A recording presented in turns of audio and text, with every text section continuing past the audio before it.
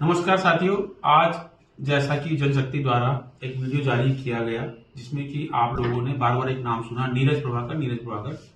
तो मैंने सोचा क्यों ना आप सबके समक्ष आकर बताऊं कि जिस नीरज प्रभाकर का ये लोग जिक्र बार बार कर रहे थे आज, वो मैं हूं। इसलिए मैं आपके समक्ष आया हूं।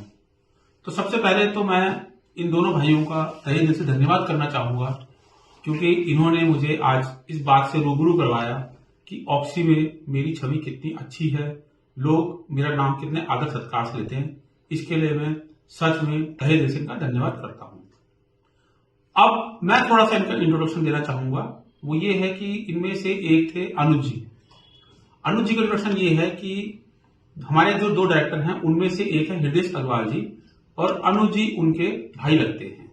मतलब ऑक्सी के डायरेक्टर जिनके अगेंस्ट, जिनके साथ हमारा संघर्ष इतने सालों से चल रहा है, ये उनके भाई हैं। तो अब इस इंट्रोडक्शन से मुझे लगता है कि आप सबको बिल्कुल क्लियर हो गया होगा कि इनको दर्द क्या है। अब इन्होंने एक आरोप लगाया कि अधिकारी का फोन मेरे पास आया और मैंने उनको बोला कि मेरे पास आपका कोई नोटिस या पत्र नहीं मिला है। तो ये बात बिल्कुल सच है, क्योंकि आज तक भी मेरे पास किसी भी डाक द्वारा इनका कोई नोटिस नहीं आया है। ये मैं आपको खुले शब्दों में बता रहा हूं, ठीक है।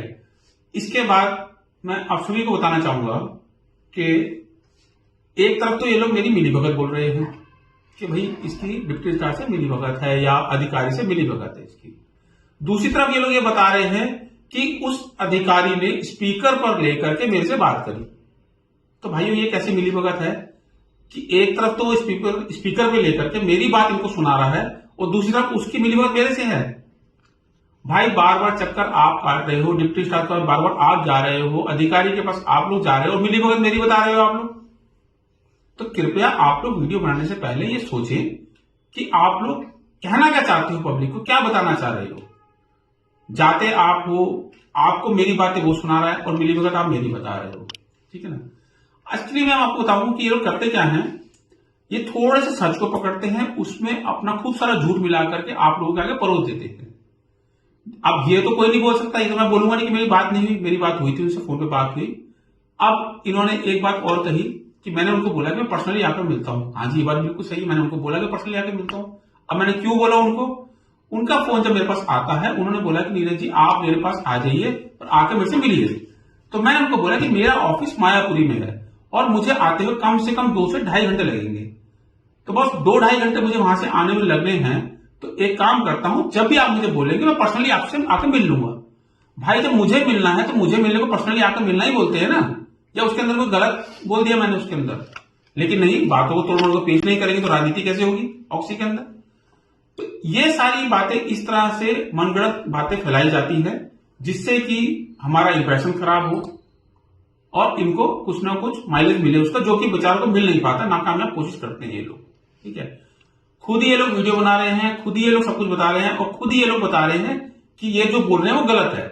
मतलब इसमें मेरे को बोलने लायक कुछ रह नहीं जाता था साल में। अब एक बात और मैं आपसे शेयर करना चाहूंगा, जो कि अनुज जी ने बोली अपने वीडियो के अंदर कि हमने इलेक्शन को 13 महीने डिले करवाया। तो भाई, हमने 13 महीने इलेक्शन को डिले कैसे कराया? क्या आपके पास इसका कोई सबूत है कि हमने कोई ईमेल से बात करी हो, हमारा कोई पत्राचार हुआ है, हमारा कोई टेलीफोन हुआ है किसी से, या पर्सनली जाकर हमने किसी को मना किया हो, बोला हो? क्या आपके पास ऐसा कोई सबूत है, या हमेशा की तरह सिर्फ आप लोग आरोप लगाना जानते हो, निराधार आरोप लगाना जानते हो? जब देखो आप लोग सिर्फ और सिर्फ झूठ फैलाते हो, झूठ परोसते हो। प्लीज इस झूठ को फैलाना बंद करें और सोसाइटी के बारे में ध्यान दें। हो सकता है शायद कुछ भला हो जाए आपका। अब मैं आता हूं मलिक जी पर। तो मलिक जी का इंट्रोडक्शन ये है कि जब ये सोसाइटी में आए तो इन्होंने 1 महीने के अंदर ही ऐलान कर दिया था कि मैं अब इलेक्शन की तैयारी करूंगा और जीतकर दिखाऊंगा। और अनफॉर्चुनेटली पिछली बार ये नहीं जीत पाए। अब साम दाम दंड भेद सब लगा रखा है, किसी भी तरह से इस इलेक्शन को जीत लिया जाए।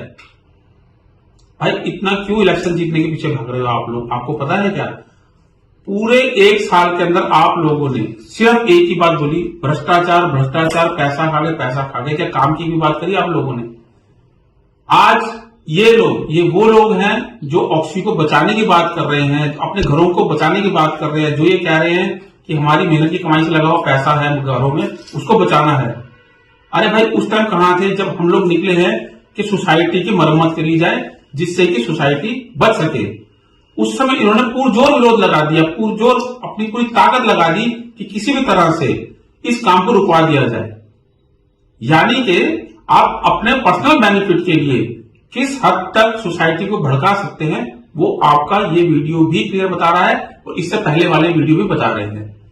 मेरी आप लोगों को फिर भी एक निवासी होने के नाते सलाह है कि कम से कम आप लोग सोसाइटी के भले के बारे में सोचिए और आगे इलेक्शन आने वाले हैं, इससे एक हेल्दी कॉम्पिटिशन का लड़िए, ना कि एक दूसरे को नीचे गिराते हुए देख करके। अंत में मैं आप सभी सोसाइटी निवासियों का सबका मैं धन्यवाद करना चाहूंगा कि आप लोगों ने मेरे इस वीडियो को सुना और मैं आशा करता हूं कि आप लोगों को इनके झूठे बनाए हुए वीडियो का सारा जवाब मिल गया होगा। दूसरा, मैं उन सभी निवासियों का धन्यवाद करना चाहूंगा जिनके सुबह से मेरे पास लगातार फोन आ रहे हैं कि प्रभाकर जी हमें आप पर और आपकी पूरी टीम पर पूरा विश्वास है। आप इनके द्वारा फैलाए गए प्रपंच, फैलाए गए झूठ पर ज्यादा अपने आप को इन्वॉल्व मत करना। इनका उद्देश्य आपको आपके उद्देश्य से भटकाना है, तो आप लोग इनका उद्देश्य पूरा मत करना। आपकी और आपकी टीम जिस तरह से काम कर रही है आप उसी तरह से काम करते रहिए।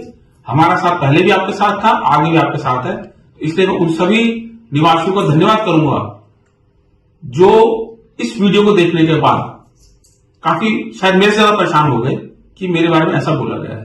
तो उन सभी निवासियों को मेरा दोबारा से धन्यवाद जिन्होंने इतना सोचा।